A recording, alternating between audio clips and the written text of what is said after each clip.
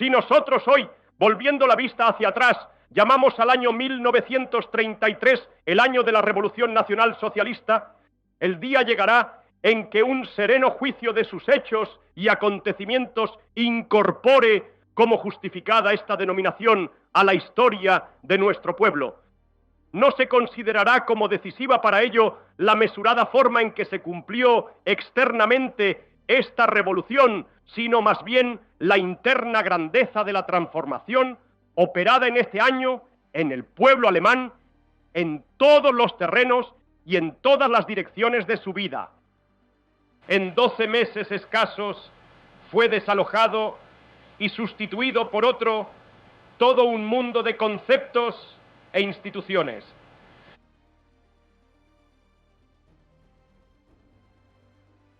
La Revolución Alemana. Son las 8 de la tarde en Múnich, la capital de la región alemana de Baviera. En la popular cervecería Burgerbraukeller da comienzo un mitin político. Gustav von Kahr, delegado del Estado con plenos poderes en Baviera. Otto von Lossow, comandante del ejército para esta región alemana. Y Hans von Seisser, jefe de policía, presiden el evento. El motivo de la reunión es comunicar a las más de 2.000 personas allí congregadas la intención de proclamar la independencia de Baviera del resto de Alemania. El país germano era un estado unificado bajo la supremacía de Prusia desde 1871.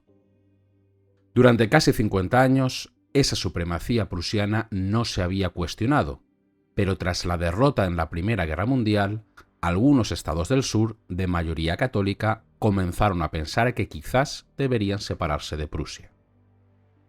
A la altura de 1923, parecía que la nueva República Alemana que había surgido después de la Gran Guerra de 1914 a 1918 no era capaz de solucionar los problemas del país.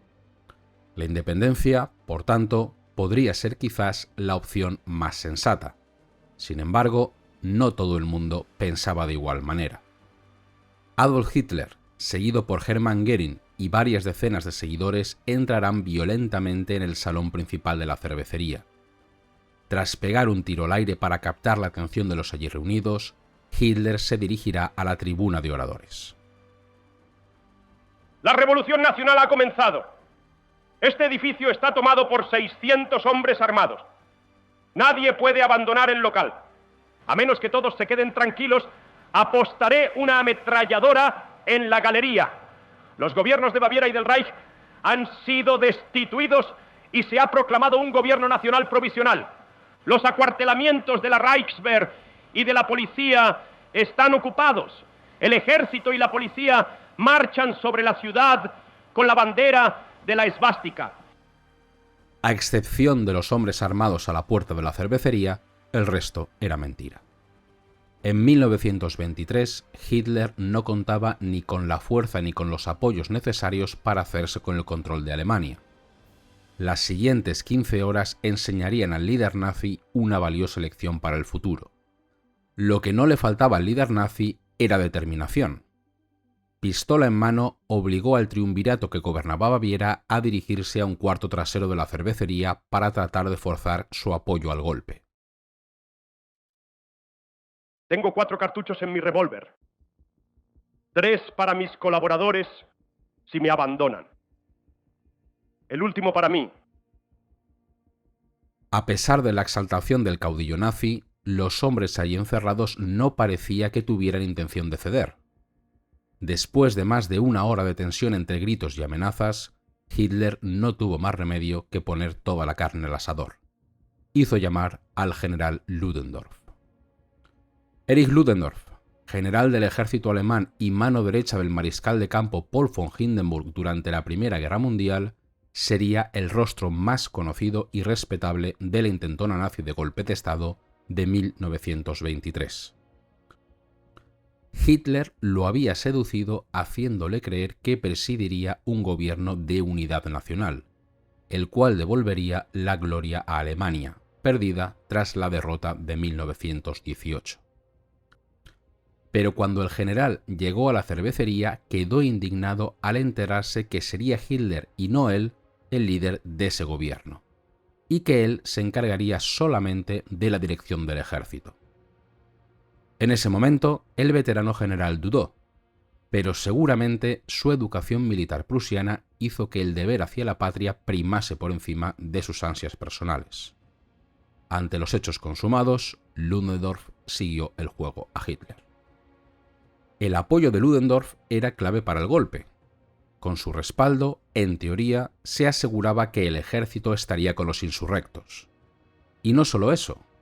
La capa de respetabilidad del veterano general también logró romper la resistencia del gobierno bávaro, que finalmente y a regañadientes decidió colaborar con Hitler. Ya estaba. 5 años después del final de la Gran Guerra, después de 5 años de penurias, la grandeza de Alemania sería repuesta. Seguramente este y otros pensamientos se repetirían una y otra vez en la cabeza de Adolf Hitler y sus secuaces.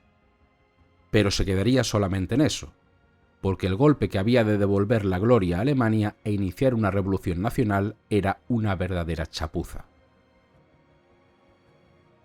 Logrado el supuesto compromiso de los dirigentes bávaros, Hitler disolvió la concentración en la cervecería. Cada uno de los líderes revolucionarios se marcharía a ocuparse de sus nuevas obligaciones. Y aquí acabó realmente la intentona. Aprovechando la inocencia de los líderes nazis, el triunvirato que dirigía Baviera se escabulló. Gustav von Kahr trasladó el gobierno bávaro a Ratisbona, no sin antes llenar Múnich de hortavillas denunciando el golpe. Desde Ratisbona, el gobierno legítimo solicitaría a Berlín que acabase con los revolucionarios. Se pueden decir muchas cosas de Adolf Hitler, pero no se puede negar su tenacidad. Con el golpe perdido, hará lo posible por reavivarlo. Con este objetivo, se trasladará junto con Ludendorff al Ministerio de Defensa de Baviera. El edificio había sido tomado por Ernst Röhm y sus SA. Allí Hitler esperaba recibir buenas noticias, pero solo recibirá un nuevo mazazo. Ninguno de los grupos paramilitares que se suponía iban a secundar el golpe había tomado ningún objetivo estratégico. No queriendo ver la realidad de su fracaso, Hitler ordenó enviar 2 grupos de SA al cuartel del 19º Regimiento de Infantería y al cuartel general de la policía. Ambos grupos serían detenidos rápidamente por las autoridades legales. La partida se estaba acabando. El gobierno bávaro había escapado. No se habían ocupado los objetivos estratégicos de Múnich y Berlín no tardaría en acabar con el golpe. Era un momento crítico. ¿Qué hacer en una situación así? ¿Sería mejor retirarse para luchar otro día o sería mejor jugarse el todo por el todo? Hitler tomó la decisión de jugar su última carta. Nuevamente, el general Ludendorff. El plan no podía ser más simple: marchar sobre el centro de Múnich, donde la presencia carismática del general prusiano, recuerdo de glorias pasadas, lograría sublevar al pueblo y al ejército en contra de la República Alemana. De esta manera, solo existían 2 posibles finales: o triunfo heroico o muerte como un mártir. A las 11 de la mañana, 300 SA se reunieron en la cervecería Burgerbraukeller. Armadas con carabinas y acompañadas de un camión con una ametralladora, comenzaron la marcha. A la altura del puente Ludwig encontraron su primer escollo. La policía les bloqueaba el paso. Con decisión, Hermann Göring salvará fácilmente la situación amenazando con ejecutar a varios rehenes que los insurrectos llevaban consigo si no les dejaban cruzar. El ardid surtió efecto. La marcha seguirá hacia Marienplatz, donde se encontrará con Julius Streicher y sus seguidores. Llegado rápidamente desde Nuremberg en cuanto se enteró del golpe, se unirá en este punto a los nazis en su marcha sobre la ciudad. A la altura del Feldherrnhalle, el monumento a las glorias del ejército del Reino de Baviera, 100 policías armados con carabinas bloqueaban el paso de los insurrectos. Solo ellos se interponían entre la marcha y el Ministerio de Defensa bávaro, donde se encontraba Röhm con gran parte de sus SA. No sabemos realmente quién disparó primero. Durante 60 segundos ambos bandos se dispararon casi a bocajarro. Cuando cesaron los ruidos de las armas, 16 nazis yacían muertos en el suelo, al igual que 3 policías. El resto de contendientes se había echado cuerpo a tierra. A mediodía de ese 9 de noviembre de 1923, solo 2 figuras se erguían de pie en medio de los muertos y heridos: el general Ludendorff y su ayudante. Ellos serán los 2 únicos que cruzarán la Odeonsplatz dejando atrás a los insurrectos. El golpe había llegado a su fin. 2 días después, Adolf Hitler será detenido y puesto a disposición judicial. En la noche del 8 de noviembre de 1923, Hitler había llamado a la Revolución Nacional. Pero, ¿qué es una revolución? Hitler y sus partidarios no habían inventado nada nuevo. En los 150 años anteriores a su intentona, el mundo había visto y sufrido muchas de ellas, como la Revolución Francesa, la Revolución de las 13 colonias inglesas en América o la más reciente Revolución Rusa, siendo estas solamente las más representativas. Estas y otras revoluciones perseguían objetivos distintos y fueron apoyadas por sectores sociales diferentes, pero todas seguían un patrón de actuación común. Todas buscaban producir un cambio social y político radical a través de la violencia. Como buenos revolucionarios, los nazis siguieron ese mismo patrón. Sin embargo, ¿cuáles eran los objetivos de los nazis? ¿Qué cambio social y político perseguían? Esto se puede resumir en una sola palabra: Volksgemeinschaft, la comunidad tribal. En esa comunidad, todos sus integrantes trabajarían por el bien común de la tribu. Cada individuo tendría su papel, su puesto de combate. Todos lucharían por engrandecer el Reich alemán y así devolverle su grandeza perdida. ¿Y quiénes formarían parte de esa tribu alemana ideal? Era necesario reunir 3 características. Número 1, ser de raza aria. Número 2, someterse a la ideología nacionalsocialista. Número 3, hablar alemán. Cualquier persona que no reuniese estas 3 características debería ser apartada de la tribu, perseguida o incluso eliminada físicamente. Hitler y sus seguidores jamás ocultaron estos objetivos. En una fecha tan temprana como el 24 de febrero de 1920, el por entonces minúsculo partido nazi fijó por escrito sus objetivos estratégicos. En un documento conocido como los 25 puntos, quedaba bien claro lo que le esperaba a Europa si los nazis tomaban el poder. Entre estos objetivos se perseguía, por ejemplo, la unificación de todos los alemanes, esto es, todos los arios de lengua alemana sin importar su lugar de procedencia. Se buscaba también la adquisición de más tierras y territorios, lo cual suponía creación de colonias. Solo un miembro de la raza aria podría ser ciudadano. La primera obligación de la ciudadanía sería trabajar, o el gobierno central ejercería el poder absoluto. El mismo Hitler explicaría estos objetivos en su libro Mein Kampf, Mi lucha, publicado tras su paso por la cárcel. Para 1932, año anterior a la toma del poder por el partido de Hitler, se habían vendido más de 200.000 ejemplares. No se puede decir que no avisaran de lo que estaba por venir.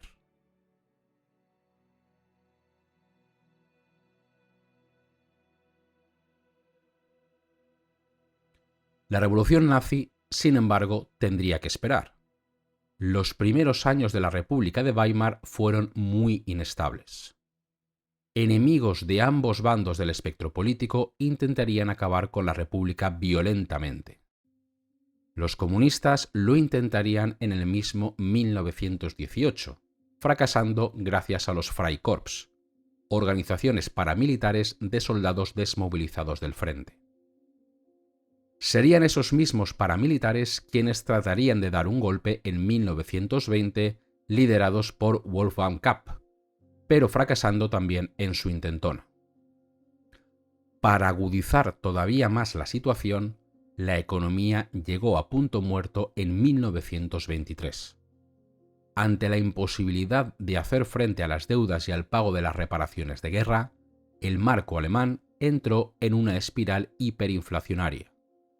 De la noche a la mañana, el dinero dejó de tener valor. Por orden del gobierno, todas las imprentas del país debían imprimir billetes de marco de cada vez más valor, llegando incluso a imprimirlos por una sola cara para ahorrar tiempo y materiales. El caos, la pobreza y la falta de perspectiva de futuro son ingredientes perfectos para una revolución. Si no tienes nada que perder, ¿por qué no arriesgarse? Fue en este momento cuando los nazis intentarían llevar a cabo su revolución, pero fracasaron y perdieron su oportunidad de oro.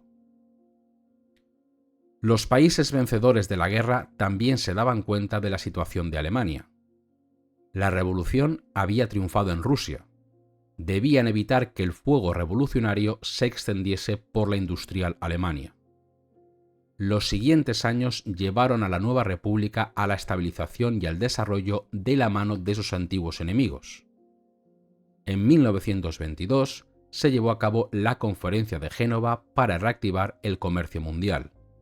También se firmaría el Tratado de Rapallo con la Unión Soviética para el desarrollo mutuo. En 1924, el Plan Dawes reorganizaría el pago de la deuda de guerra. Y en 1926 Alemania se la volvió a incluir en el Club Internacional. Ese año se aceptó a Alemania en la Sociedad de Naciones. Para 1928 parecía que Alemania había dejado atrás todos sus problemas y la sociedad se había acostumbrado a la democracia y a su nueva república. Para ese año, la industria alemana había superado con creces la producción anterior a la guerra. El desempleo cayó a 650.000 desempleados. Los alemanes habían olvidado la revolución. En las elecciones legislativas de ese año, el partido nazi lograría únicamente 810.000 votos, lo que correspondía a 12 asientos en el Parlamento. En esas elecciones se habían emitido más de 31 millones de votos para elegir a 491 representantes. Parecía que todo iba bien hasta que llegó el desastre.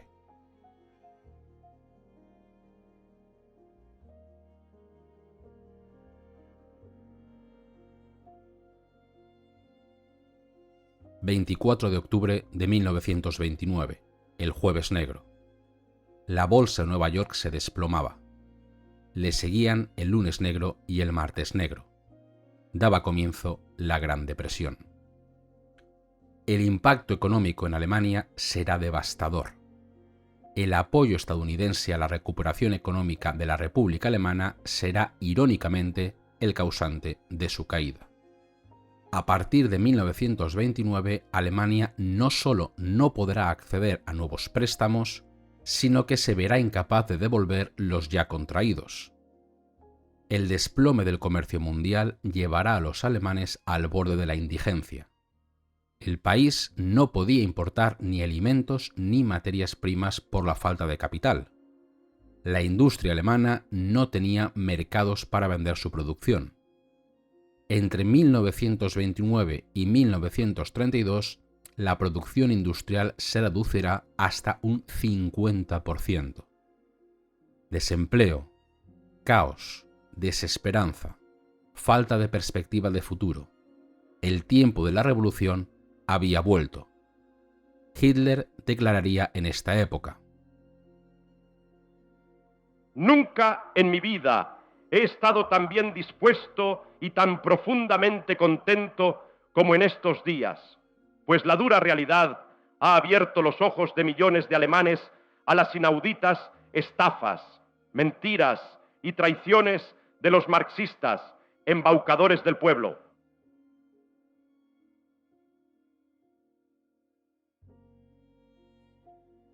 Durante los siguientes años de inestabilidad, Hitler aprovechará el descontento de las diferentes clases sociales con la República para hacerse con el poder.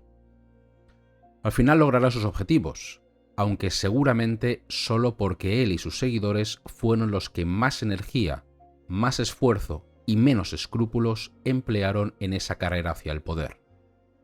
Una carrera en la que ni mucho menos estaban solos y a la que no mucha gente habría apostado por ellos. Entre todos los personajes intrigantes que ansiaban el poder en aquellos convulsos años, quizá el mejor posicionado era un hombre del que pocos de ustedes habrán oído hablar: el general Kurt von Schleicher. Kurt von Schleicher, general del ejército alemán, había comenzado su carrera en 1900, cuando contaba solamente con 18 años de edad. Este año ingresó en el tercer regimiento de infantería de la Guardia, el mismo en el que había servido el presidente de la República, Paul von Hindenburg. Sirviendo en este puesto, Schleicher se hará íntimo amigo de Oskar von Hindenburg, hijo del mariscal de campo y presidente de la República. Sus contactos no acababan aquí. En 1918, el general Groener, impresionado por sus aptitudes, lo empleará como ayudante cuando se haga cargo del ejército. Desde esa posición podrá comenzar a tejer alianzas y a intrigar en su lento pero firme ascenso hacia el poder. Schleicher será uno de los responsables de la organización de los Freikorps al final de la Primera Guerra Mundial. Más tarde participará en las negociaciones secretas para establecer bases militares alemanas en suelo de la Unión Soviética en virtud de lo aprobado en el Tratado de Rapallo de 1922. En 1928, gracias a su amistad con Oskar von Hindenburg, Schleicher logrará influir sobre el presidente de la República para que nombrase al general Groener, su mentor, al frente del Ministerio de Defensa. El propio Schleicher se convertirá en ese momento en jefe del despacho del ministerio, puesto en el cual se encargaría de las relaciones políticas y de prensa de las Fuerzas Armadas alemanas. 2 años después, en 1930, Schleicher comenzará a influir directamente en la política alemana, cuando logre, gracias a sus intrigas, que el presidente Hindenburg nombre canciller a su amigo Heinrich Brüning, del Partido Católico de Centro. Su objetivo era convencer al presidente de que apoyase un gobierno moderado que resolviese la crisis alemana, gobernando gracias a decretos presidenciales y no con el apoyo del Parlamento. En septiembre de 1930, las nuevas elecciones legislativas no resultaron como Schleicher había esperado. El partido nazi, en contra de todos los pronósticos, se convirtió en la segunda fuerza política del país. El general Schleicher no tardará en redirigir sus esfuerzos e influencias hacia el partido en ascenso. Rápidamente estableció contacto con Ernst Röhm y con Georg Strasser. Estos contactos dieron como resultado la primera reunión entre Hitler y el presidente Hindenburg. El 10 de octubre de 1930, el pequeño cabo austríaco se encontraba por primera vez cara a cara con el mariscal de campo. El encuentro había sido arreglado por el general von Schleicher. Mientras el intrigante general escalaba en el poder, los dirigentes del partido nazi no estuvieron ociosos. La oportunidad de llevar a cabo la revolución nacional volvía a estar ante ellos. Habían fracasado en su intentona de 1923. No debían volver a fallar. Los nazis enarbolaban la bandera de la revolución y del socialismo, dos palabras que asustaban no solo a los votantes, sino a las clases dirigentes, quienes al final tendrían la llave del poder. Los dirigentes nacionalsocialistas se esmeraron durante este periodo de tranquilizar a la sociedad sobre sus intenciones, sobre todo separando su concepto de revolución y de socialismo de los conceptos marxistas. El término revolución fue claramente explicado por Hitler en su declaración como testigo en 1930 ante el Tribunal Supremo de Leipzig. Esto significa exclusivamente el rescate de la esclavizada nación alemana que tenemos hoy. Alemania está atada de pies y manos por los tratados de paz. Los nacionalsocialistas no consideran esos tratados como leyes, sino como algo impuesto a Alemania por la coacción. No admitimos que las generaciones futuras, que son completamente inocentes, tengan que cargar con el peso de esos tratados. Si protestamos contra los tratados por todos los medios a nuestro alcance, nos encontramos entonces en el camino de la revolución. Con respecto al término socialismo, la cosa no estaba tan clara. Dentro del propio partido se encontraban dos tendencias.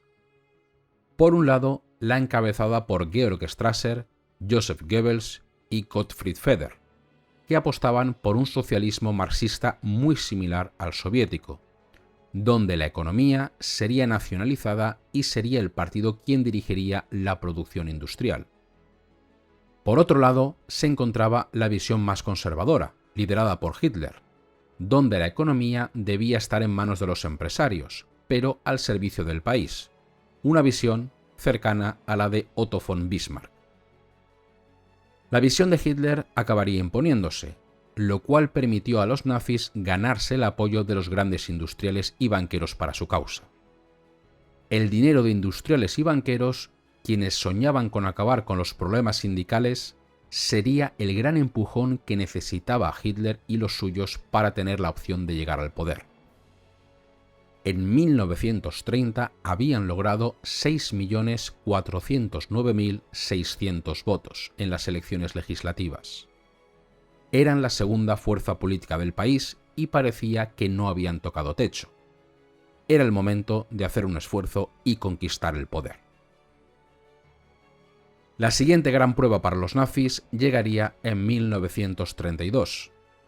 El mandato del presidente Hindenburg llegaba a su fin y todas las fuerzas activas del país tenían miedo de lo que podría ocurrir si el anciano mariscal no seguía en el cargo.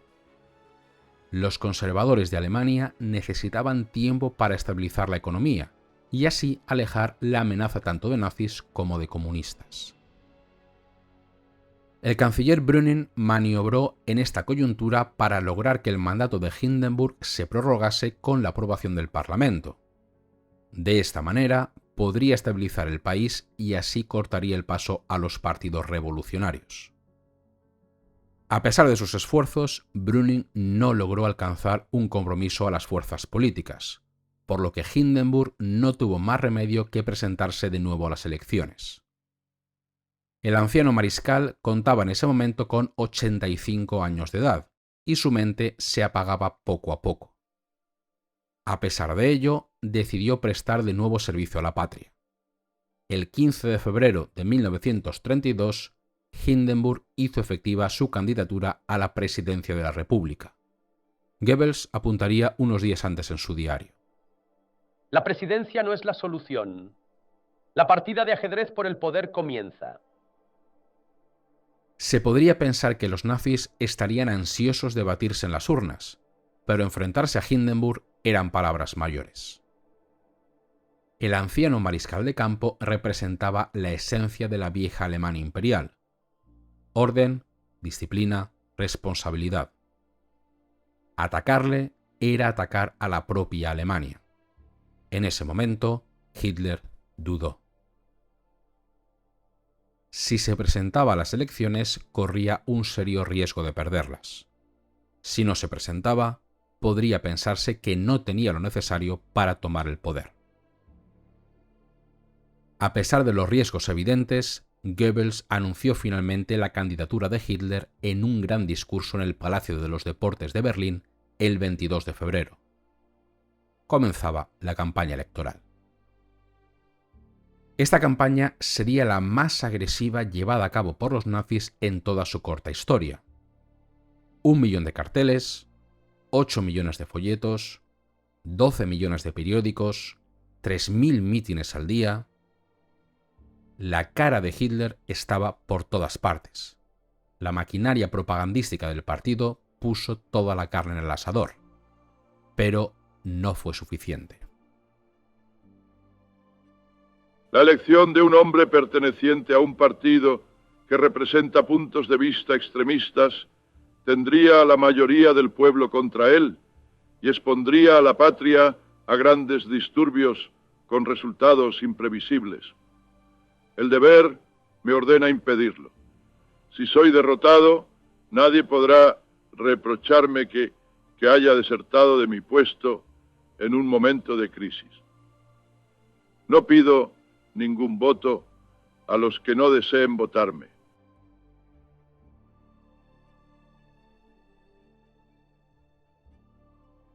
Las urnas finalmente hablaron. Cuando se hicieron públicos los resultados el día 13 de marzo, había un claro vencedor. Hindenburg, 49,6%. Hitler, 30,1%. Ernst Thälmann, líder comunista, 13,2%. Theodor Düsterberg, líder ultranacionalista, 6,8%. Joseph Goebbels escribiría en su diario: Hemos sido derrotados. Terrible perspectiva. Los círculos del partido están francamente deprimidos. Solo podemos salvarnos mediante un golpe de astucia. Hitler, sin embargo, no se desanimó. Para la segunda vuelta de las presidenciales, los nazis redoblaron sus esfuerzos. El partido incluso fletó un avión Junkers con el que Hitler podía moverse rápidamente por Alemania, multiplicando así sus discursos. El líder ultranacionalista Theodor Düsterberg se retiró de la carrera presidencial, no sin antes pedir el voto para Adolf Hitler. Incluso el Kronprinz Guillermo pidió el voto para los nacionalsocialistas. Aún así, no fue suficiente. Tras las votaciones del 10 de abril de 1933, la voluntad de los alemanes estaba clara. Hindenburg, 53%. Hitler, 36,8%. Thälmann, 10,2%. No solo era una nueva y clara derrota de los nazis, sino que ésta sería aprovechada por sus enemigos políticos para tratar de acabar con ellos. El mismo día 10 de abril, el Consejo de Ministros, presidido por el canciller Bröning, disolvió las SA y las SS. Las evidencias mostraban que las tropas paramilitares nazis estaban preparando el asalto al poder si Hitler ganaba las elecciones. El presidente Hindenburg ratificará la prohibición el día 13 de abril. Los nazis comenzaban a perder terreno. Se habló de ciertas instrucciones a las SA y las SS. Una profunda inquietud flota en el ambiente. La palabra Putsch llena la atmósfera. Hindenburg había logrado el apoyo de la mayoría de los alemanes. El canciller Bröning y el ministro de Defensa Groener controlaban el gobierno y el ejército. La presencia de los nazis en las calles se había desvanecido con la prohibición de las SA y de las SS. Parecía que, una vez más, la oportunidad de tomar el poder se les escapaba de las manos a Hitler y a sus seguidores. Pero la partida no estaba ni mucho menos terminada.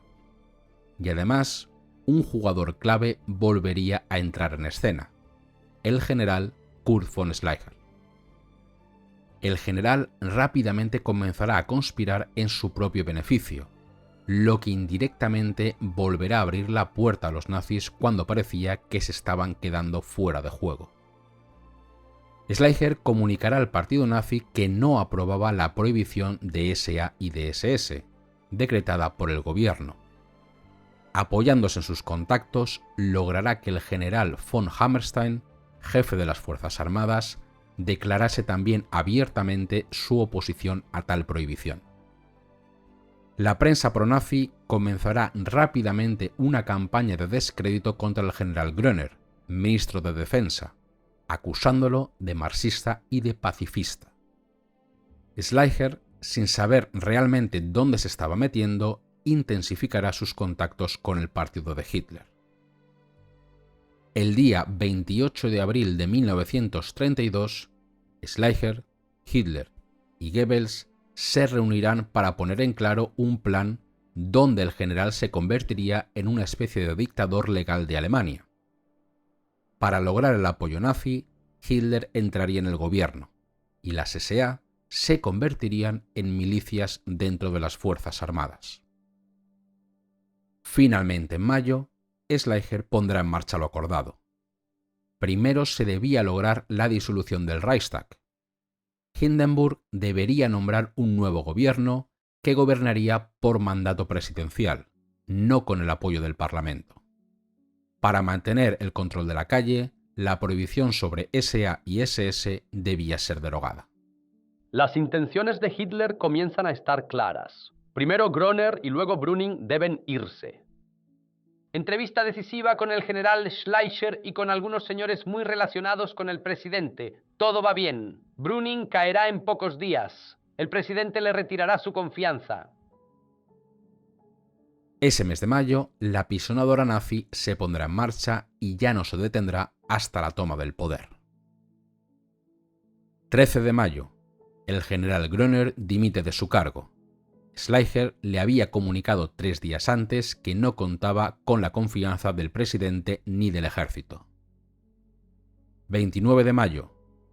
Hindenburg comunica a Brüning su destitución.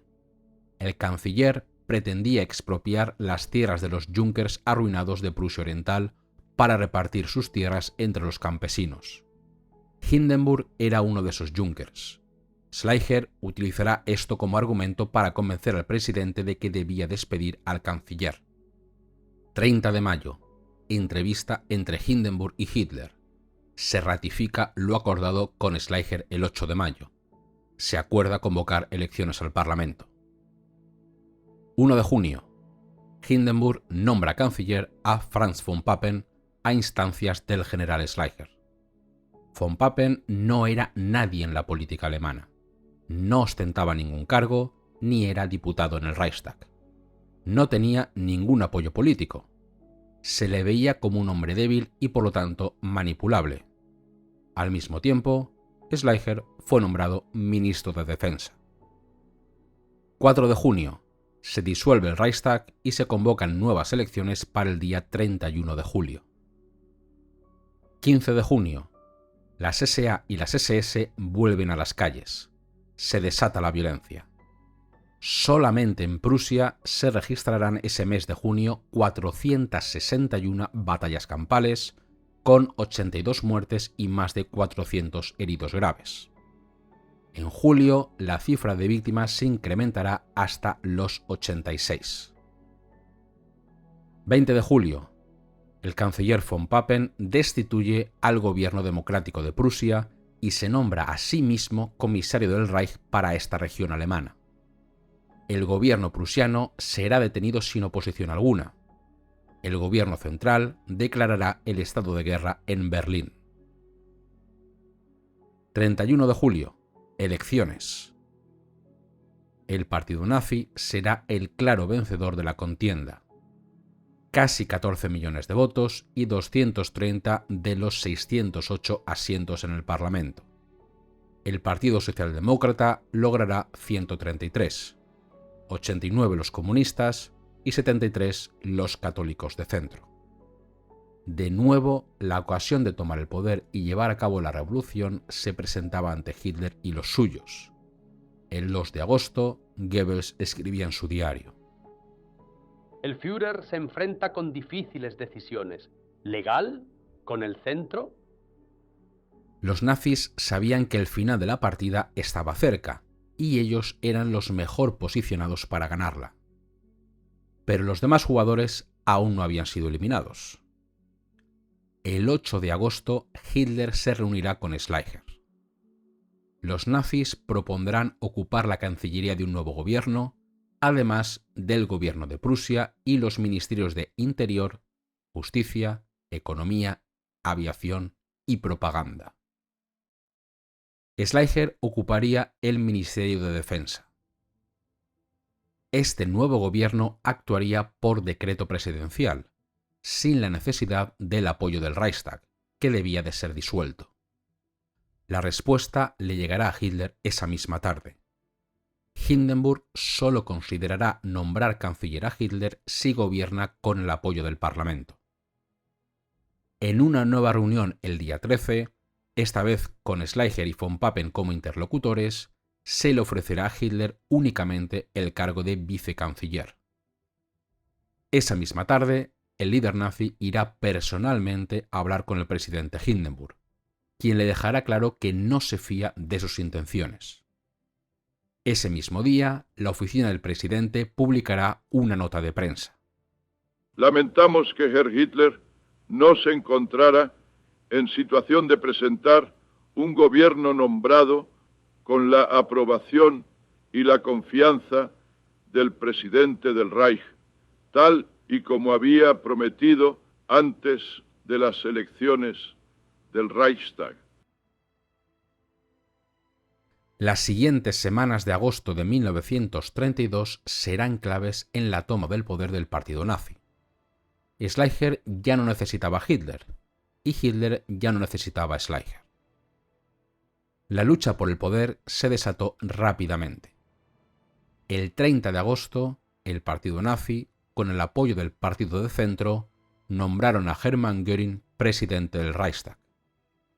Schleicher se pondrá nervioso y maniobrará con la intención de que el presidente Hindenburg decrete el cierre del Parlamento. El 12 de septiembre se celebrará la primera sesión del Reichstag salido de las urnas del 31 de julio.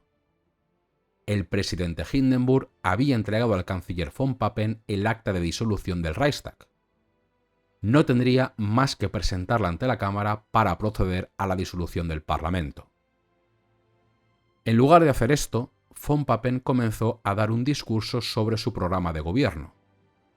Siguiendo el reglamento de la Cámara, el Partido Comunista pidió una votación de confianza en contra del canciller. Von Papen esperaba esta maniobra, por lo que también esperaba que algún diputado nacionalista protestara, paralizando así la votación y ofreciéndole la oportunidad de hacer efectiva la orden presidencial de disolución del Parlamento. En contra de sus expectativas, nadie protestó, por lo que Göring ordenó que se procediera a la votación en contra del canciller. El partido nazi y el partido comunista votaron conjuntamente para retirarle la confianza al canciller von Papen. El partido nazi había logrado parar esta ofensiva de von Papen y Schleicher, pero la partida continuaba. Finalmente, el Parlamento fue disuelto unos días después. Las nuevas elecciones se fijaron para el 6 de noviembre. Ambos bandos estaban debilitados. Von Papen y Schleicher no lograban el apoyo incondicional de Hindenburg y Hitler, por su parte, no lograba convencer al anciano mariscal de que le otorgase el poder sin ningún tipo de control. El agotamiento general de la población se hizo patente al conocerse los resultados de las elecciones. El partido nazi volvía a ganar, pero había perdido más de 2 millones de votos. Le correspondían 196 asientos en el Parlamento frente a los 230 de tan solo unos meses atrás. Schleicher verá aquí su momento para atacar. Hitler sabe que es ahora o nunca. Ambos contendientes se lanzarán a por el poder sin ningún tipo de escrúpulo. 17 de noviembre.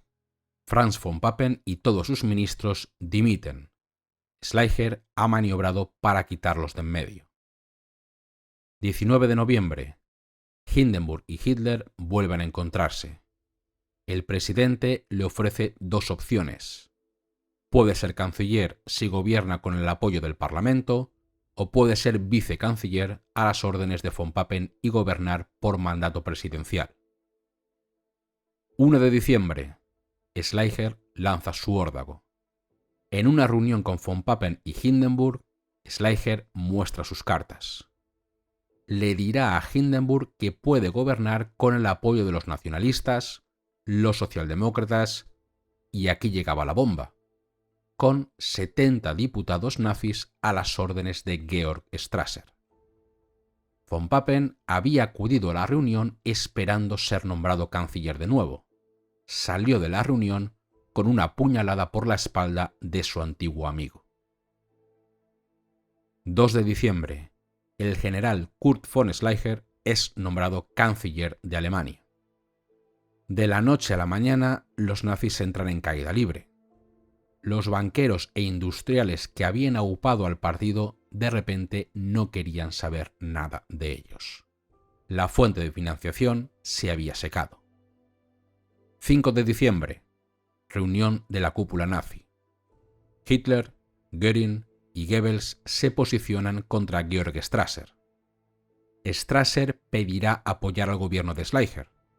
Ante su sorpresa, sus compañeros de partido se opondrán. 7 de diciembre. Hitler y Strasser vuelven a reunirse. Después de la acalorada discusión, Strasser saldrá perdiendo. 8 de diciembre. Georg Strasser publica en la prensa su carta de dimisión de todos sus cargos. Rápidamente, Hitler reaccionará para purgar a los dirigentes afines. La unidad del partido se había salvado, pero Schleicher continuaba en el poder.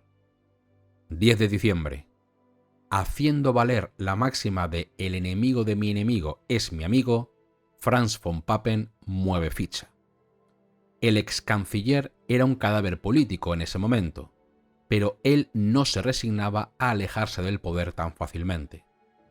Von Papen le pedirá al banquero de Colonia, Kurt von Schröder, que le organice una reunión privada con Hitler. 15 de diciembre. Borracho de poder, el general y canciller Kurt von Schleicher pronunciará un discurso en la radio exponiendo su programa de gobierno. Eliminar los recortes salariales, eliminar los subsidios a los grandes terratenientes, expropiar 800.000 acres a terratenientes arruinados y repartirlos entre 25.000 familias, y controlar los precios de bienes básicos como el carbón o la carne. Quizás Schleicher pronunció este discurso pensando que todo el mundo le aclamaría y apoyaría su gobierno de mano dura, pero no fue más que su propia declaración de suicidio político. Los sindicatos rechazaron apoyar su gobierno autoritario. Strasser y Hugenberg, a quienes había ofrecido cargos de gobierno, le dieron la espalda. Cuando el presidente Hindenburg le pidió explicaciones acerca de la confiscación de tierras, Schleicher se atrevió a amenazar al anciano mariscal con difundir datos sobre cómo había logrado su gran finca en Prusia Oriental. De la noche a la mañana, Kurt von Schleicher había dilapidado todo el crédito político que había acumulado a base de intrigas en los años anteriores. Seguramente ni él mismo se había imaginado que duraría tan poco en el poder. 4 de enero de 1933. Hitler y von Papen se encuentran en Colonia en casa del banquero Kurt von Schröder. Ambos políticos llegarán al acuerdo de formar un gobierno donde ambos tendrán el mismo poder. Hitler aportará el apoyo de las masas del partido nazi.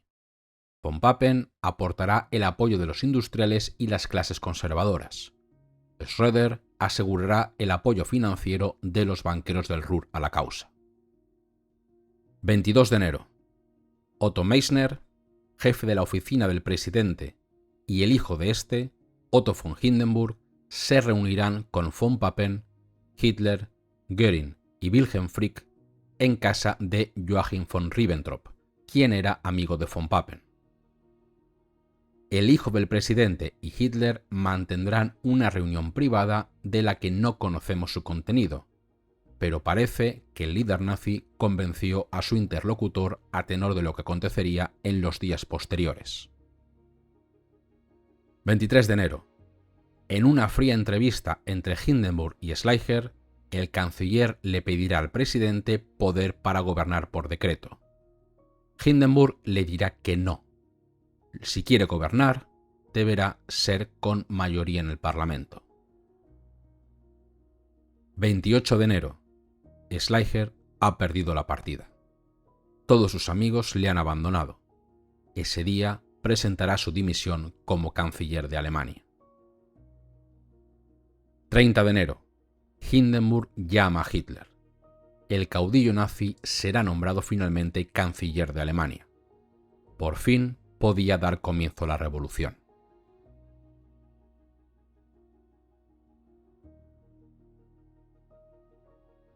El partido nazi había llegado al gobierno. Hitler era canciller de Alemania. El camino desde el final de la Primera Guerra Mundial hasta enero de 1933 había sido largo. Era un momento muy delicado. Era el momento de asaltar el poder. Pero si no iban con cuidado, la oportunidad se les podría volver a escapar. Los nazis se pusieron rápidamente a trabajar. El 30 de enero, el mismo día de su nombramiento, Hitler presidirá su primer Consejo de Ministros. Los nazis estaban en franca minoría en este gobierno. Solo Hitler como canciller, Göring como ministro sin cartera y ministro de Interior de Prusia, y Wilhelm Frick como ministro del Interior eran del partido nazi. Von Papen era vicecanciller y el resto de ministros eran o bien conservadores o bien independientes. Von Papen creía que podría usar a los nazis como apoyo hasta lograr quitarlos de en medio. Hitler, sin embargo, quería iniciar los cambios lo antes posible. No pretendía que sus adversarios políticos tuvieran tiempo de reaccionar. En el Consejo de Ministros se aprobó hablar con el partido de centro para lograr la mayoría estable en el Parlamento. El día 31, Hitler se reunió con Monseñor Kaas para lograr ese apoyo. No hubo acuerdo. Hindenburg disolvió de nuevo el Reichstag, convocándose otra vez elecciones legislativas. Los alemanes deberían votar una vez más el 5 de marzo de 1933. Ahora el partido nazi tenía todas las de ganar. Contando con todos los recursos del Estado a su disposición, no sería complicado acabar con sus opositores políticos.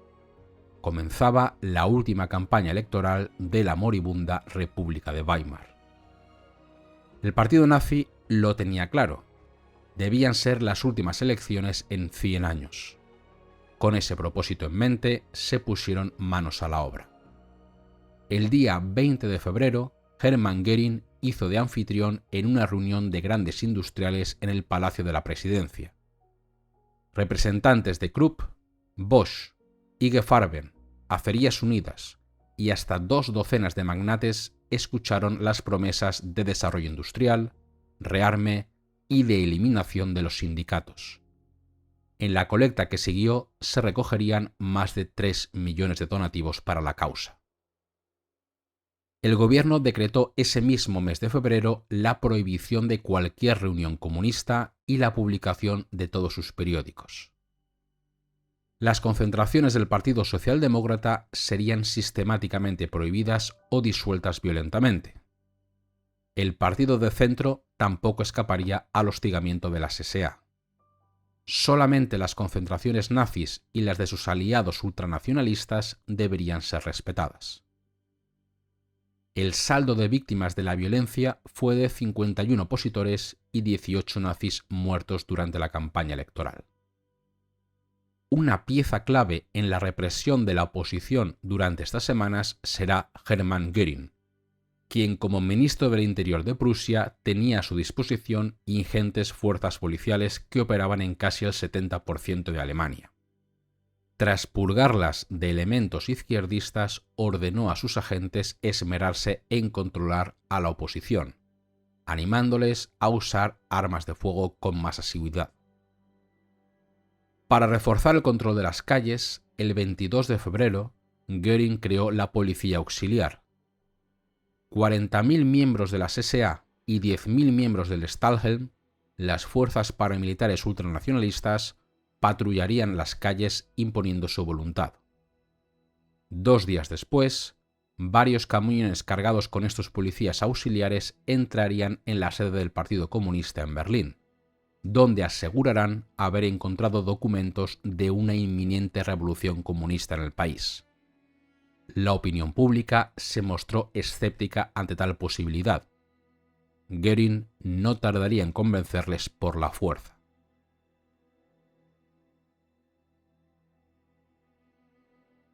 ...27 de febrero de 1933... 9 de la noche... saltan las alarmas de incendio del edificio del Parlamento. La noticia de que el Reichstag está en llamas corre rápidamente por Berlín. Hitler y Goebbels se dirigirán rápidamente al lugar desde la casa del futuro ministro de Propaganda. Von Papen ya se encontraba allí. Estaba cenando con Hindenburg en el cercano Herrenklub, un distinguido club de caballeros de la capital. Franz von Papen proporcionará su versión de lo sucedido tanto en su declaración durante los juicios de Nuremberg como en sus memorias.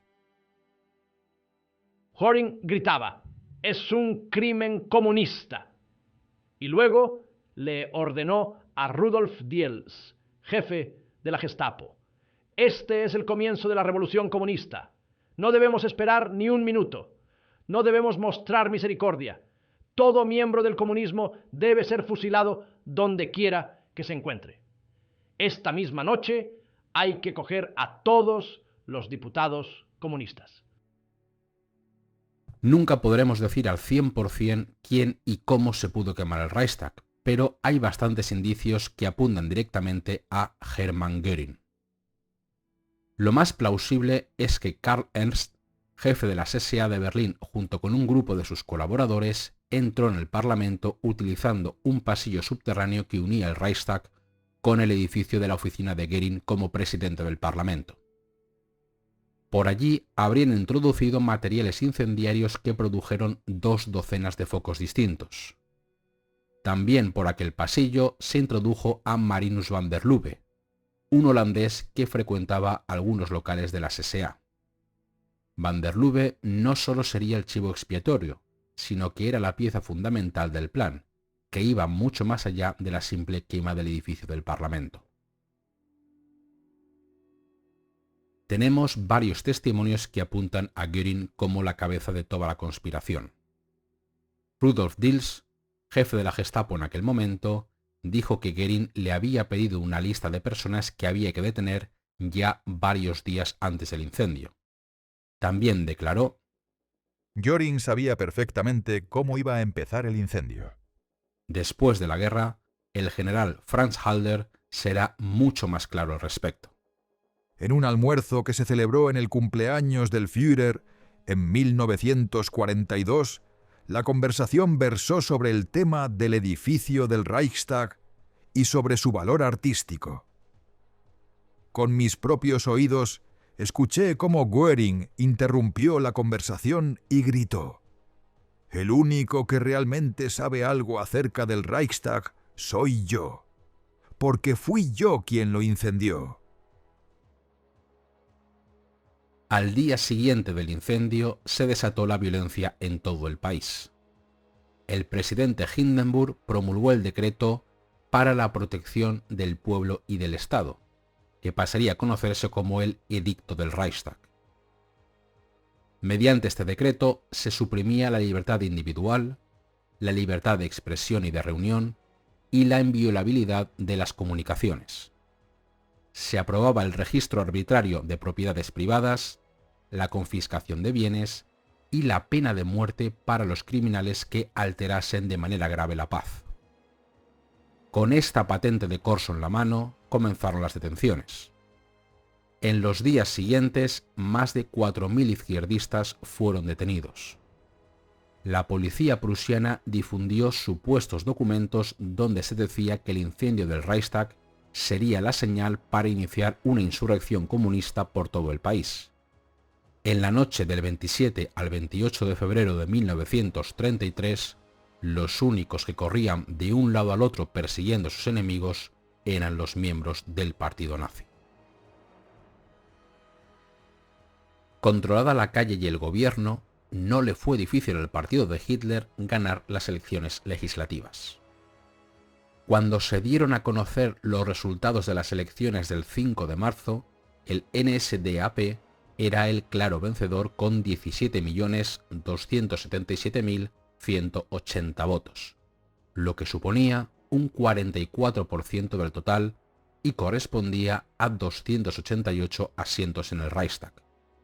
Los nacionalistas, por su parte, lograron 3.136.780 votos, el 8% del escrutinio, lo que les otorgaba 56 asientos en el Parlamento. La suma de parlamentarios nacionalistas y del partido nazi arrojaba una mayoría absoluta por 16 votos. Mucho, sin duda, pero no suficiente para los planes de los nacionalsocialistas. Era necesaria una mayoría de 2/3 para poder cambiar la Constitución y poder así otorgarle el poder absoluto al partido nazi. Socialdemócratas y comunistas hacían imposible lograr esa mayoría de 2/3. Esto no fue un escollo para Hitler y los suyos. El partido nazi iba a tomar el poder y nadie se lo iba a poder impedir. Los formalismos legales solo se mantendrían en apariencia. Esta cuestión se debatirá en Consejo de Ministros el día 15 de marzo. Todo debía hacerse legalmente en apariencia. Hermann Göring dejó claro cómo lo harían. Si los diputados comunistas y algunos socialdemócratas no aparecían en el Parlamento, se podría aprobar cualquier ley que le diese el poder total a Hitler. Tan simple como eso. 21 de marzo de 1933. Potsdam, la ciudad de los reyes prusianos y emperadores alemanes. La ciudad de Federico II el Grande. Monarquía, militarismo y orden prusiano. El antiguo régimen. Potsdam y no Berlín fue el lugar escogido por el gobierno nazi para la constitución del nuevo Reichstag recién elegido. En un acto perfectamente calculado, el gobierno nazi escenificó una pantomima para hacer creer al ejército y las clases conservadoras que no se estaban más que devolviendo a Alemania a la época anterior a 1914. No solo el lugar, la iglesia de la guarnición de Potsdam, lugar de descanso de los restos del rey Federico II el Grande, había sido elegida para ese propósito. También la fecha era significativa. El 21 de marzo de 1871, Otto von Bismarck abría el primer Reichstag del Segundo Reich alemán. El 21 de marzo de 1933, los nazis lo hacían del Tercer Reich. Allí se dieron cita los altos dirigentes del país y la sociedad alemana. Uniformes de gala y chaqués. Incluso el propio Hitler se disfrazó de conservador respetable luciendo un chaqué, en lugar de su habitual uniforme nazi. Dentro de la iglesia había un lugar vacío reservado al Kaiser Guillermo II. Hindenburg, emocionado, habló ante la respetable audiencia. Que el antiguo espíritu de esta célebre capilla cale en la generación de hoy, que nos libre de la maldad y de la lucha de partidos y nos conduzca juntos a formar una conciencia nacional para glorificar a una Alemania orgullosa y libre, unida en sí misma. La respuesta de Hitler aprovechó la emotividad del momento. Ni el Kaiser, ni el gobierno, ni la nación quisieron la guerra. Fue solo el colapso de la nación lo que obligó que una generación debilitada aceptara para sí, contra sus más sagradas convicciones, la culpabilidad de esa guerra. Por un acto único, en las últimas pocas semanas, nuestro honor nacional ha sido restaurado y gracias a su comprensión, señor general mariscal de campo, se ha conseguido la unión entre los símbolos de la vieja grandeza y de la nueva fuerza. Le rendimos homenaje. Una providencia protectora lo coloca sobre las nuevas fuerzas de nuestra nación.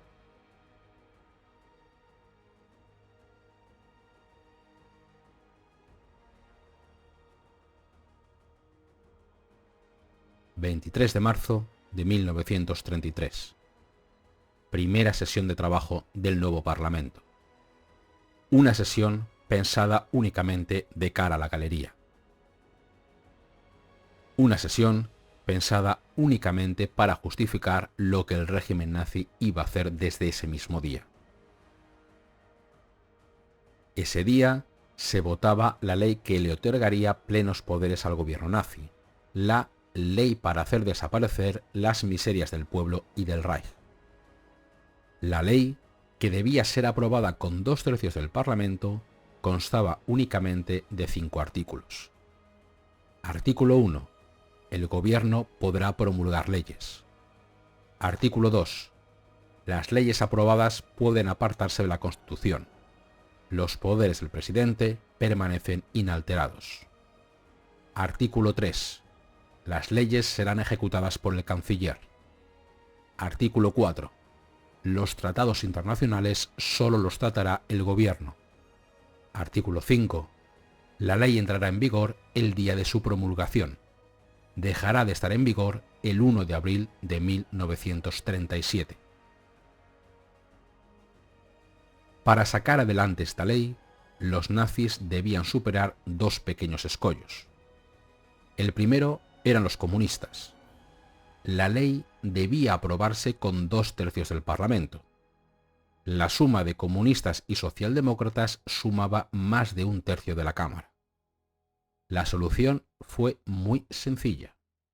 Los diputados del Partido Comunista no habían tomado sus actas de parlamentario, ya que habían huido del país o bien habían sido ya detenidos.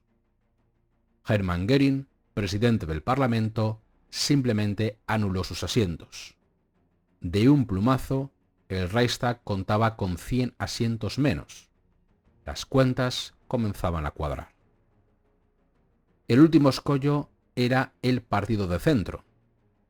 Este partido se nutría de votantes católicos y conservadores del sur de Alemania. Aunque conservadores y promonárquicos, temían que un gobierno dictatorial nazi afectase al credo católico en Alemania. Para votar a favor de la ley, pidieron el compromiso de que el poder de veto del presidente de la República se mantendría inalterado. Los nazis lo prometieron, pero nunca se puso por escrito. Finalmente, la votación dio un resultado claro: 441 votos a favor, 83 votos en contra. Solo los socialdemócratas se atrevieron a decir no. Daba igual, los nazis tenían ya todo el poder. El siguiente paso sería acabar con la oposición. El terror no tardaría en apoderarse de las calles. La Revolución Nacional Socialista no ha terminado todavía su camino, y esta solo será completada victoriosamente si un nuevo pueblo alemán llega a ser educado. Como en toda revolución que se precie, la toma del poder de los revolucionarios siempre viene sucedida por el terror revolucionario. Como es lógico, las fuerzas políticas y sociales que acaban de ser apartadas del poder intentarán conservarlo. Para que la revolución pueda seguir adelante, los revolucionarios deben acabar con todos aquellos que se les opongan. El naciente régimen nazi rápidamente se puso en marcha. En esta primera fase, la violencia será generalmente caótica, indiscriminada y enormemente pública. Los principales perpetradores serán los miles de camisas pardas de las SA. Estos matones actuarán bajo el paraguas de las nuevas leyes del régimen. Revestidos con la autoridad de policía auxiliar, tendrán derecho a detener a cualquier persona, a registrar sus propiedades e incluso a eliminarla en virtud de lo aprobado en el edicto del Reichstag, firmado por el presidente Hindenburg el 28 de febrero de 1933 tras el incendio del Parlamento. Se calcula que durante 1933 se llevarán a cabo más de 200.000 detenciones por todo el país, la mayoría por motivos políticos. El 2 de mayo de 1933, el Volkische Beobachter, el periódico de Joseph Goebbels, se jactaba: arrestos generalizados por todas partes. la suerte de estos detenidos será muy dispar. Aquellos que acaben en centros de reclusión del Estado, como cárceles o comisarías, generalmente recibirán un trato justo y muchos de ellos serán liberados a los pocos días o semanas. Un destino muy distinto le esperaba a aquellas personas que acababan en los centros de detención clandestinos de las SA. Cientos de lugares de reclusión aparecerán por todo el país. Conocidos a día de hoy como campos salvajes, en ocasiones no eran más que lugares improvisados donde cometer violencia gratuita. Sótanos de las tabernas de las SA, antiguos asilos de ancianos, fábricas abandonadas o almacenes vacíos. Para 1933 están documentados 170 de estas instalaciones solamente en Berlín. Se calcula que alrededor de 1000 personas morirán este año por la represión política. Personajes incómodos para el régimen como Karl von Ossietzky, publicista que había iniciado una campaña contra la represión nazi en Berlín. Hans Sitten, fiscal contrario a los nazis. Ernst Heilmann, líder del Partido Socialdemócrata en Prusia.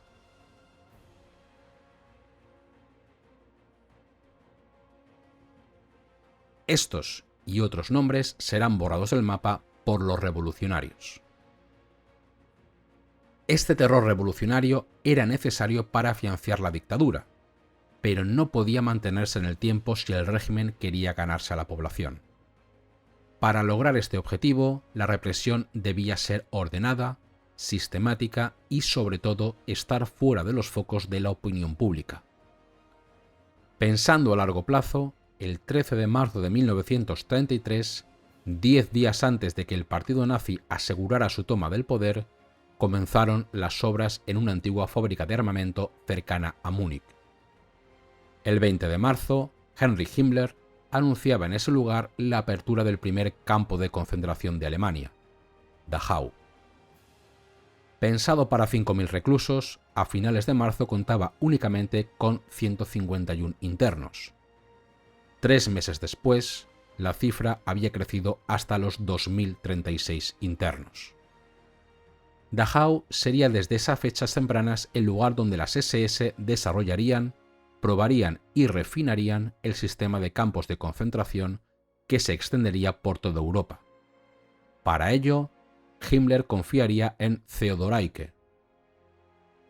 Nombrado comandante de Dachau en abril de 1933, Eicke rápidamente se puso a trabajar para ordenar la violencia dentro del campo. El trato debía ser brutal, pero estaría sujeto a la normativa. El día 1 de octubre de 1933, Theodor Eicke publicó el Manual de Regulación de los Campos de Concentración. Quien quiera que ataque a un guardia de las SS físicamente, se niegue a obedecer o en su puesto de trabajo rechace hacer el trabajo, o chille, grite, agite, o realice discursos en la marcha, o durante el trabajo, será fusilado allí mismo por amotinamiento o colgado posteriormente.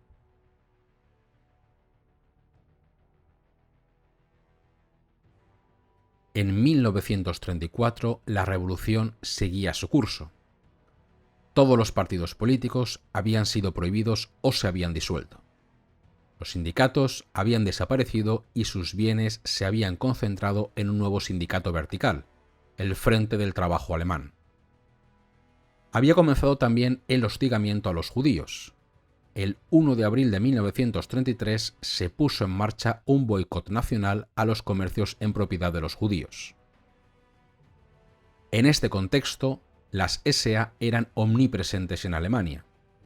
Con más de 2,5 millones de miembros, su poder era casi total, lo que era peligroso no solo para sus enemigos, sino para el propio régimen de Adolf Hitler. Las SA, integrada por veteranos de la Primera Guerra Mundial, parados, delincuentes y todo tipo de personas sin un propósito en la vida más que la violencia, pedían cada vez más cuota de poder. En febrero de 1934, Ernst Röhm, jefe de las SA, envió un memorándum al gobierno. solicitaba la creación de un nuevo ejército para Alemania en el que las SA serían su base. Él mismo debería ser nombrado ministro de Defensa. Hitler se encontrará en estas fechas de nuevo en una encrucijada. El presidente Hindenburg agonizaba. Hitler necesitaba el apoyo del ejército y de los grandes industriales, pero por otro lado le debía mucho a Röhm y a sus SA. La elección de Hitler se hizo patente el 11 de abril a bordo del crucero Deutschland. Aprovechando el viaje entre Kiel y Königsberg, Hitler mantuvo una reunión con los máximos responsables de las Fuerzas Armadas. Como interlocutores estaban presentes el ministro de Defensa, general von Blumberg, el jefe del Ejército de Tierra, general Freiherr von Fritsch, y el jefe de la Marina, el almirante Erich Roeder. El trato propuesto fue sencillo. Al morir Hindenburg, las Fuerzas Armadas apoyarían que Hitler usurpase los poderes de presidente. A cambio, Hitler aseguraba que las SA nunca formarían parte de las Fuerzas Armadas. Para endulzar la píldora, Hitler se comprometió a impulsar un gran programa de rearme para Alemania. Roeder aceptó el trato inmediatamente. Von Fritsch lo haría días más tarde, después de consultarlo con los generales más veteranos. Como si Hitler y los suyos no tuvieran suficientes problemas, un viejo conocido volvió a la palestra. No dispuesto a resignarse a morir políticamente, el general Kurt von Schleicher volvió a aparecer en escena. Los rumores que circularon por Alemania durante la primavera de 1934 decían que Schleicher había contactado con Georg Strasser y con Röhm para planear un golpe de Estado en contra de Hitler. Incluso llegaron a circular supuestas listas de un futuro gobierno. Si esto fue verdad, mentira o verdad a medias, lo desconocemos. Lo que sí sabemos es que estos rumores finalmente empujaron a Hitler a actuar contra Röhm, las SA y contra cualquier persona crítica hacia su mando. En el mes de junio de 1934, Hitler pasó a la acción. En una última reunión con Röhm, Hitler intentaría convencer a su viejo camarada de que se sometiera a su poder. Hitler declararía que Röhm había aceptado, pero a pesar de ello alargó el permiso de sus SA hasta finales de julio. Durante ese periodo se les prohibiría realizar concentraciones o portar el uniforme. Röhm, sin embargo, declaró: si los enemigos de las SA esperan que éstas no volverán a agruparse o que se llamará solo a una parte después de su licencia, podemos permitirles que disfruten con esa breve esperanza. Recibirán la respuesta en el momento y en la forma que sean necesarios. Las SA son y seguirán siendo el destino de Alemania. El día 16 de junio, otro viejo conocido aparecerá para provocar todavía más inestabilidad. Franz von Papen pronunciará un discurso en la Universidad de Marburg en contra de la política nazi. Hitler y los suyos le habían ninguneado desde hacía más de un año, pero a pesar de ello seguía siendo oficialmente el vicecanciller de Alemania y contaba con la confianza del presidente Hindenburg. 3 días después, en una tensa reunión con Hitler, von Papen dimitirá de su cargo, no sin antes advertirle al caudillo nazi que avisaría a Hindenburg de cómo estaba la situación. El día 21 de junio, Hitler volará a casa de Hindenburg en Prusia Oriental para entrevistarse con el moribundo presidente. Por Berlín corrían rumores de que Hindenburg, descontento con el devenir de los acontecimientos, pensaba declarar el estado de sitio y darle el poder a los militares. En la residencia del presidente, el general von Blumberg, ministro de Defensa, confirmará estos rumores a Hitler. El canciller logrará una corta entrevista con Hindenburg. El mensaje era claro: o había un cambio de rumbo o el canciller sería apartado del poder. Hitler no podía demorar más su reacción. Todo se puso en marcha rápidamente. Con el apoyo de Himmler desde Múnich y Göring desde Berlín, las SA debían ser eliminadas. La acción de Hitler y los suyos será rápida y expeditiva. 25 de junio. El general von Fritsch pone en alerta al ejército. Se cancelan todos los permisos. 28 de junio. Ernst Röhm es expulsado de la Asociación de Oficiales de Alemania. Himmler y Göring ponen en alerta a las SS y a la Policía Especial. 29 de junio. El ministro de Defensa, general von Blumberg, publica un artículo donde declara el apoyo de los militares a Hitler. El ejército está detrás de Hitler. Goebbels advierte que las SA han sido avisadas de la inminente purga. Himmler y Göring presentan informes avisando de un inminente levantamiento de las SA. 30 de junio. Adolf Hitler aterriza en Múnich a las 4 de la mañana. Rápidamente se detendrá a varios altos cargos de las SA en la ciudad. Al amanecer, Hitler y los suyos viajarán hacia el sur al encuentro de Röhm. En la población de Bad Wiessee, a la orilla de un precioso lago a los pies de los Alpes bávaros, Röhm y su camarilla dormían plácidamente en sus habitaciones del Hotel Hallsbauer. Sin oponer resistencia, la plana mayor de las SA será detenida y encarcelada o fusilada allí mismo. Al mismo tiempo, la Policía Especial de Göring detenía a 150 líderes de las SA en Berlín. Serán fusilados ese mismo día en la Academia de Policía de Lichterfelde. El día 13 de julio de 1934, Hitler compareció ante el Reichstag para dar cuenta de lo sucedido. El gobierno reconocía 61 fusilados, 13 fallecidos durante el arresto y 3 suicidios. Un total de 77 víctimas. En el Libro Blanco de la Purga, puesto en circulación por la oposición fuera de Alemania, la cifra ascendía hasta los 401, aunque solamente se daba el nombre de 116. Aunque no conocemos el número exacto de personas eliminadas esos días de junio de 1934, días que han pasado a la historia con el sobrenombre de la Noche de los Cuchillos Largos, sí conocemos los nombres de las más destacadas.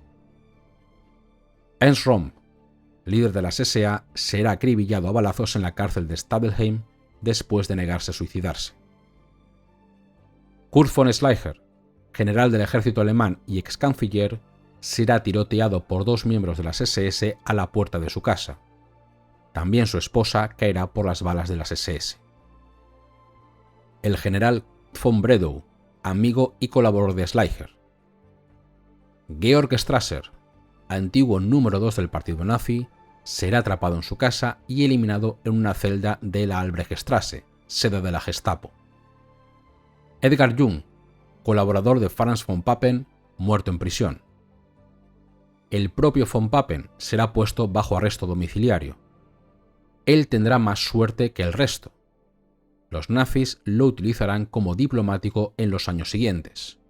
Su testimonio será de los más importantes durante los juicios de Nuremberg de 1946. Gustav von Kahr, líder bávaro que frustró el golpe de Estado de 1923. El padre Bernhard Stempfle, persona cercana a Hitler en los años 20 y conocedor de la vida privada de este. Seguramente conocía secretos de alcoba del Führer que éste no deseaba que se hicieran públicos.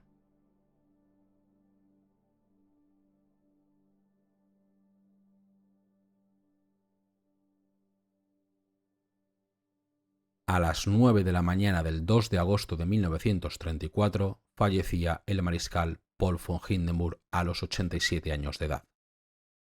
A las 12 de ese mismo día se anunciaba que Hitler asumía todas sus funciones según una ley aprobada el día anterior. Los poderes presidenciales se fusionaban con los del canciller. El cargo de presidente de la República quedaba abolido.